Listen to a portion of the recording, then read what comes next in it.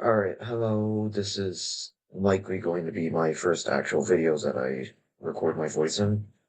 I've made a couple videos, none of them have done well because I mainly refuse to edit them. I'm making this video for one reason and one reason only. Um, to actually try to get some people to start watching me, and that's my main goal here. So, for the most part, this is mainly trying to profit off of the whole, like, everyone's migrating to Battle Bricks because of the whole, like, what do you call them? The collapse, right? Yeah.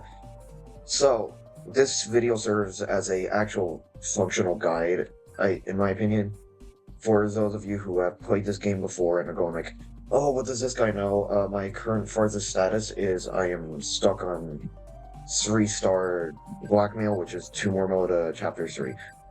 So, the very first thing you need to know about is how like every stage works. So I know you may like check the loadouts and then there's the battlers.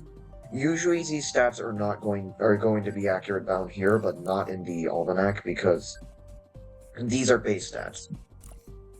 But the difference being is you have a bunch of different units. A lot of the time people are going to complain that it takes a while to level them up. But the thing is, most of the time you should just be able to upgrade the ones that you like playing as, and then you shouldn't have to grind too hard. I did back like when the game started because the first chapter wasn't too balanced in XP gain. But secondly, the thing I'm seeing a lot of people make mistakes on is wasting all of their bricks on the gambling. Trust me, it's not worth it at all. And while yes, I do have like all but one unit, this is only because I've been playing the game for a while. If you're new, please, for the love of God, do not waste your time on this. It sucks ass. Secondly, nobody is upgrading their base. I've been looking at it, and it's honestly kind of pathetic. Please, upgrade your base. That is not... It's not good for you. And then secondly, a lot of strategies require different types of banks and cannons. So, go into loadout, you go to base, and you get to change them. Please actually buy these things. They help you a lot, and don't just go default for both. While yes, it is possible to beat the game using just these two, it's a lot harder and a lot more stressful, and I do understand that a lot of people don't want to have to do that.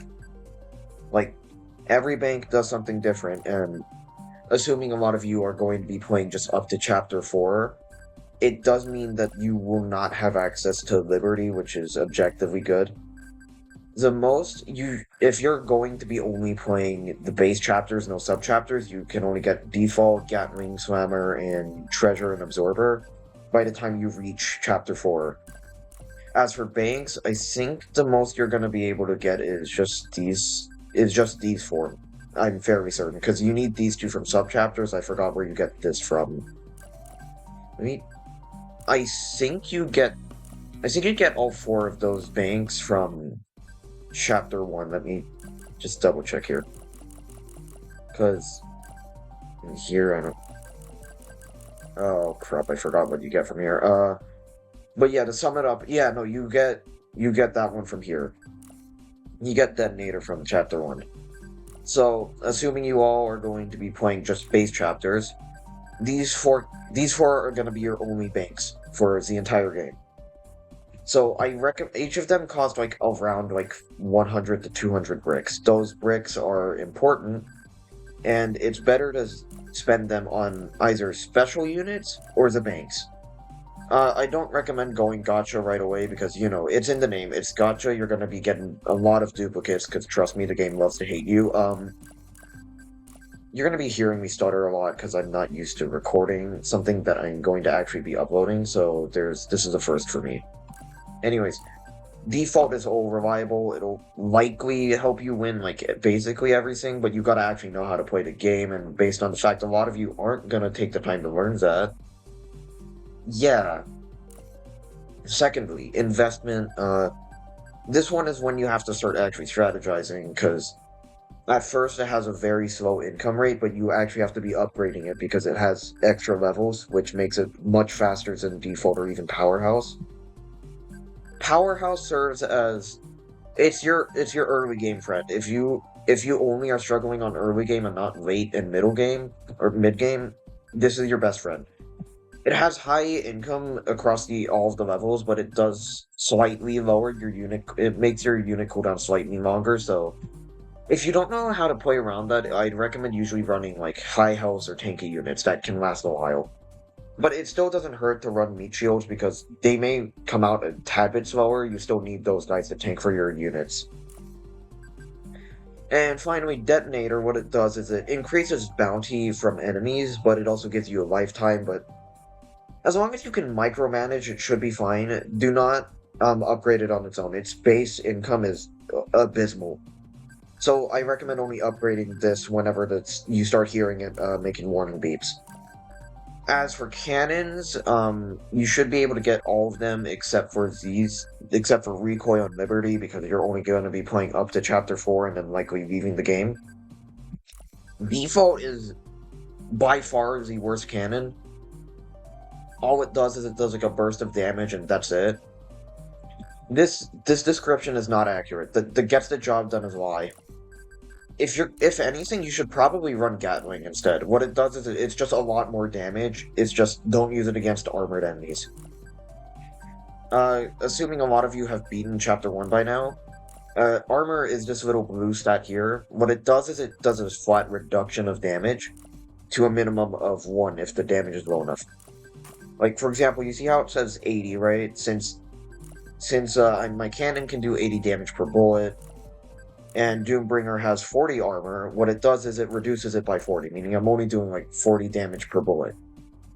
But then, because you all are likely not upgrading this little stat here, it's going to be doing 1 damage per bullet, so you're only doing like 20 damage to him.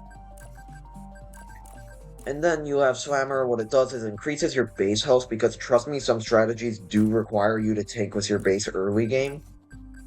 And then instead of having infinite range, it just has a super big damage area.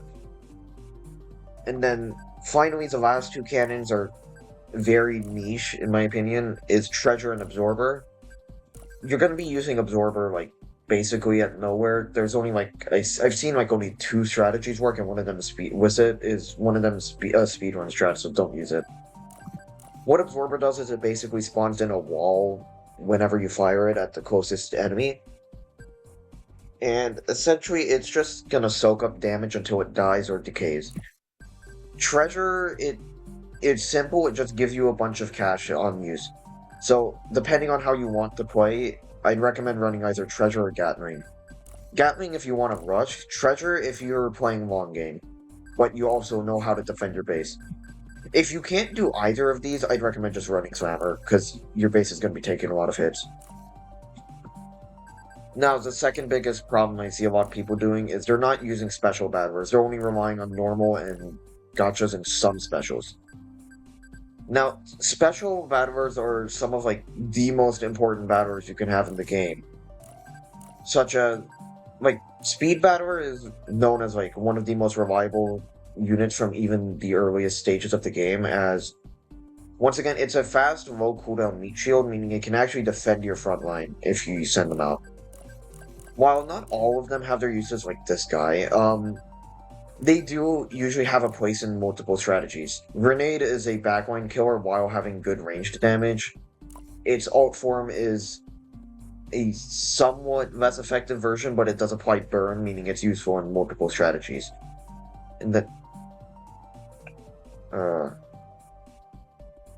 Okay, hold on, sorry for the silence. I was just checking if, like, vacuum noise is getting picked up by the thing.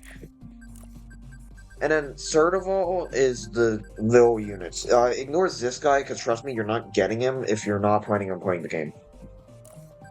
These three, all 4 of these guys take time, and don't even question who these 2 are, because trust me, you're not getting them unless you're dedicating actual time. So, the thing about the little units, they're badge units. If you're wondering, hey, I got a badge from beating a chapter, how come I'm not getting these guys? It's because they're not actually connected to a badge. the game is essentially has two sets of quote-unquote badges. One is the actual badges, aka the ones you get for beating a chapter. However, you might have noticed this little thing after you beat a chapter show up.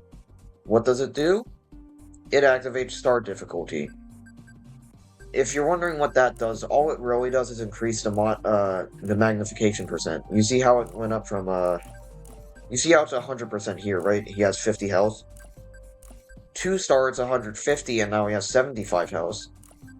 And 3-star, essentially everything's 2 times as hard. Yeah, 2 times, you heard me, 2 times. Haha, funny. I made the reference, I said the same. Now then, secondly, you're going to have to actually use strategy, so please don't just put, like, random dudes you find from the gacha and whatnot. They have usages. And there are several who are objectively useless outside of, like, 5 different strategies, and that's it. And another thing is, please don't just base your strategies off of stats. Like, essentially, you might think, like, oh, hey, this guy's pretty good. And he's not. He's decent, but he's not viable most of the time. And secondly, that's an uber rare, as if you're getting that in the first place. Another thing I've seen is a lot of people complaining about the hardcore grind of the game. It's been a while since I've had the grind, since, you know, I hardcore stand this game. But a lot of people are saying, oh, I have to keep grinding this guy, it's so boring. Just play the actual game or something. Like, I don't know, if you're complaining about, like, oh, it's not a struggle if I have to keep killing Paint Master over and over again, who is known as, like, the most clowned-on boss in the game. Like, I don't know, maybe play a stage you know you can beat and it'll give you, like, some good XP. Like, for example, if you are on Chapter 4 and you're struggling on, like, on this boss, or maybe even that, or Cesis himself, this guy, essentially what you could do is just, instead of grinding Paint Master, why not grind, like, any of the other first bosses, stage 10 bosses? Like, for example, like, Chapter 2, you've had to have beaten that at some point. Redbeard is technically more efficient if you can beat him fast enough. He gives more XP for beating him, and he's also easy as hell to beat. So there's also those. And finally, the last thing I want to say before I end the video is just do sub-chapters. For the love of God, please. They are an easy way to get bricks for free. And then some of them give special units. And it's hurting me to see nobody actually doing these chapters, even though it's like sub-chapters, even though they're very crucial. For example, like, one of the most important ones is Coil Chaos, because it unlocks one of those cannons I was talking about earlier. So it's the cannons you actually have to spend bricks on.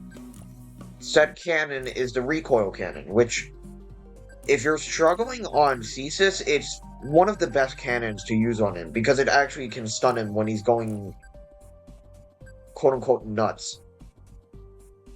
So the thing about it is, what recoil does is it just knocks back any enemy and applies a very strong stun effect. So to sum it up, what you have to do in this game is actually play it, actually try it, and to keep things long and short, don't gamble, upgrade your units, buy special units, buy base cannons and banks, and one last thing I forgot to mention, upgrade your fucking base. I don't care what you say. Oh, why do I need to upgrade this stuff? It helps you. It helps you so fucking much. You're dying because stuff is hitting your base before you can buy things? Upgrade your base health. You're dying because you have no health. Secondly, oh, my cannon isn't doing anything. Probably because you're not upgrading this. If you're not upgrading this, your cannon does jack shit. Why can't I send enough units out in time? You don't have a unit limit. Because you're running out of unit space, right? Because you're not upgrading unit limit. Why are my dudes so slow at coming out? Unit recharge, you need this. You really need this. It helps you by so much. Because trust me, if you don't have unit recharge, all you're going to be doing is sending out, like, a batterer every, like, 5 seconds or something. Oh, my bank income's so dog shit. Buy bank income. It's in the fucking name. Oh, I can't do anything early in early economy. It's also in the name. You're just $900 for free, or like, no, not 900, like 2 levels lower. I'm not calculating that. Why can't I get enough money to buy these super expensive battlers in early levels? Bank capacity. Your maximum amount of money is a crucial detail. Why am I getting nothing for killing enemies? Enemy bounty. You get money for killing enemies if you have this. Please. For the love of God, buy base upgrades. Okay, bye. Y'all have a great time. This is the first time I'm doing this.